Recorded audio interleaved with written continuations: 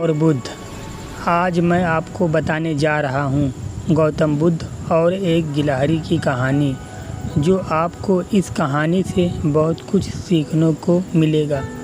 भगवान बुद्ध आत्मज्ञान की खोज में तपस्या कर रहे थे।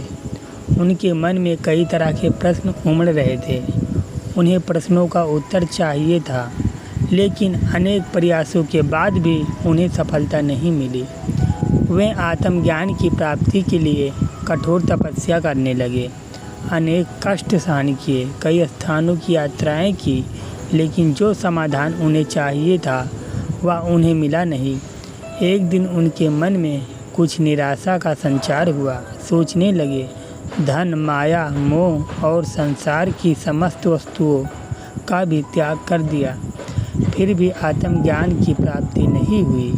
क्या मैं कभी आत्मज्ञान प्राप्त कर सकूंगा? मुझे आगे क्या करना चाहिए? इसी प्रकार अनेक प्रश्न बुद्ध के मन में उठ रहे थे। तपस्या में सफलता की कोई किरण दिखाई नहीं दे रही थी और इधर बुद्ध ने प्रयासों में कोई कमी नहीं छोड़ी थी।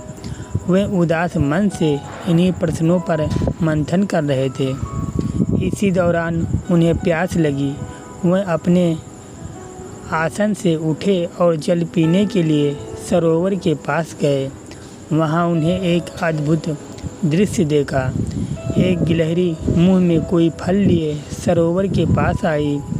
फल उससे छूटकर सरोवर में गिर गया। गिलहरी ने देखा फल पानी की गहराई में जा रहा है। गिलहरी ने पानी में छलांग लगा दी। उसने अपना शरीर पानी में भिगोया और बाहर आ गई। बाहर आकर उसने अपने शरीर पर लगा पानी झाड़ दिया और पुनः सरोवर में कूद गई। उसने यह क्रम जारी रखा। बुद्ध उसे देख रहे थे, लेकिन गिलहरी इस बात से अनजान थी। वह लगातार अपने काम में जुटी रही। बुद्ध सोचने लगे, ये कैसी गिलहरी है? सरोवर का जल यह कभी नहीं सुखा सकेगी। लेकिन इसने हिम्मत नहीं हारी। यह पूरी शक्ति लगाकर सरोवर को खाली करने में जुटी है। अचानक बुद्ध के मन में एक विचार का उदय हुआ। यह तो गिलहरी है, फिर भी अपने लक्ष्य को प्राप्त करने में जुटी है। मैं तो मनुष्य हूँ।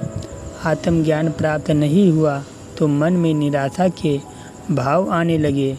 बुद्ध पुनः तपस्या में जुट गए। इसी प्रकार महात्मा बुद्ध ने गिलहरी से भी शिक्षा प्राप्त की और तपस्या में जुट गए। एक दिन उन्हें आत्मज्ञान प्राप्त हो गया और वे भगवान बुद्ध हो गए।